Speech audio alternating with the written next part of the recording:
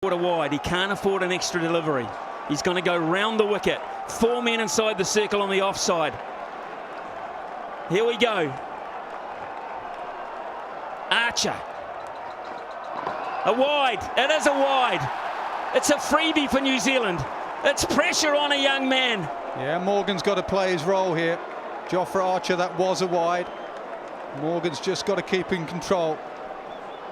Quiet word every now and then from the skipper. Well, he's going to go to field at mid-off. I think that's a good move. He's just swapped with Joe Root. He was in the covers. He's got to go to mid-off because he's got to help him out through this. That's surely a wide. Yes, it is. Yes, it is. Depends on who you ask, really. I'm not asking. That's it's a on wide. the tram line. Read the book. Here we go. Ball number 1 again. Perfect Yorker. They've got to get 2. Guptill will get back. He's quick enough. 3 off 1, New Zealand. 3 off 1. Well, the move to put Jimmy Neesham in and face the first ball. If it pays off, it's a masterstroke. If it doesn't, people will be saying, why Jimmy Neesham? Martin Guptill at the moment is just running the other end. I wouldn't discount the fact that Colin de Grandhomme's got the pads on, because if you want someone to hit a 6 off the last ball, he's probably your best bet. Probably your best bet. Here's Archer again. Ah, he's got it! It's huge! It's gone! It's out of the park! Boom! 7 from 4 now. Now it's looking like a masterstroke. Deep in his crease, brilliant batting, way back in his crease. Gave him the leverage to go leg side. That didn't creep over like Stokes. That has gone a long way. You feel for Archer, you feel for him. He might still get England out of this, but it's so on a young man. It's a big call over experience. I think that's why he tried to go full and wide to Neesham. Neesham dominates that leg side. They haven't changed a thing. They haven't changed a thing in terms of the field. Here's Archer again. Neesham gets him again. Will they go for 2? Guptill says yes, a misfield. More pressure.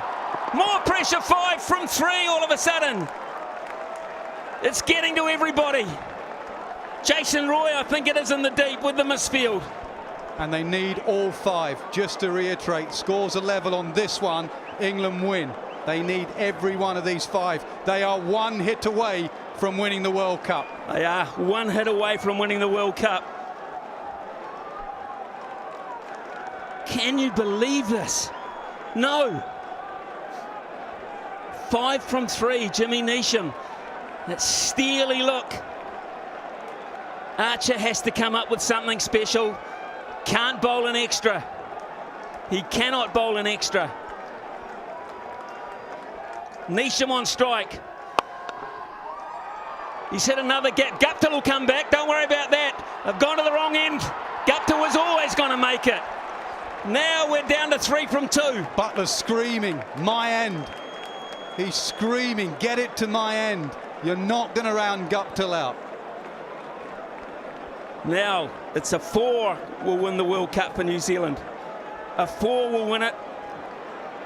Just a boundary, another consultation. He hasn't tried a short ball, he hasn't tried a slower ball. He's looked for the Yorker, he's looked for the hole. He's gone to a different plan that he did in the 50-over game that followed, just went before. He needs to go into the pitch. He needs a dot ball from somewhere now. Find a dot ball. And Damasina has just gone down. New Zealand say, what do we need? He's saying if you don't surpass the 15, then you will not win the World Cup. England will win the World Cup. You have to get 3 runs. 2 is not good enough. 2 balls to go. Archer to Neesham. It's going to be on Martin Guptill. It's going to be on Martin Guptill. 2 from 1. 2 from 1. And he went back to bowling it into the surface. He bowled it short. I wonder if Jofra Archer was going to try for the run out there. He said to Martin Guptill he'll be batting at 7:45 at Lords and you need 2 to win. He'll probably think he's 220 not out, not facing his first delivery in a super over. Now Bish, get back in here. Don't you walk away, son. What does he bowl? Right-hander on strike. Going Yorker. Going Yorker. Yeah. Nasser? Butler's been down. He's had a word. Slower ball into the pitch. I'm looking at the field as it's going to come to who can stop the two. One England win, anything more New Zealand win. I can tell you right here and now, in about 30 seconds time, there's going to be agony and ecstasy of the highest order in sport. I just hope, Smithy, it's done by a bit of brilliance, not a mistake out there in the field. Let's look at the field, guys. Look at the field. Long on, long off, and not right back on the boundary. A lot of those boundary riders are looking to stop the two. They're hedging their bets, which they have to. Well, Martin Guptill, eh? Has it turned?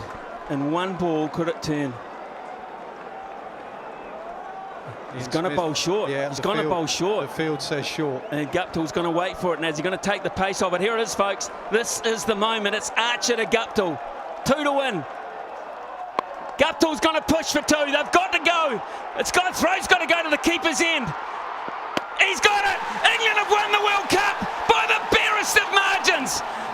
By the barest of all margins. Absolute ecstasy for England. Agony. Agony for New Zealand.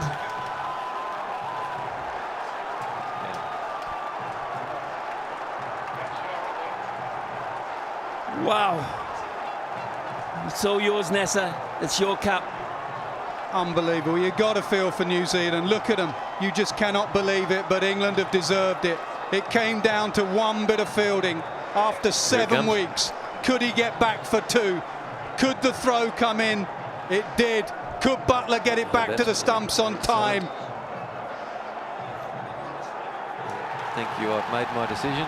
That is brilliant. What a way to end the game. Truly remarkable scenes. New Zealand might have lost the game, but cricket has definitely been the winner here this evening.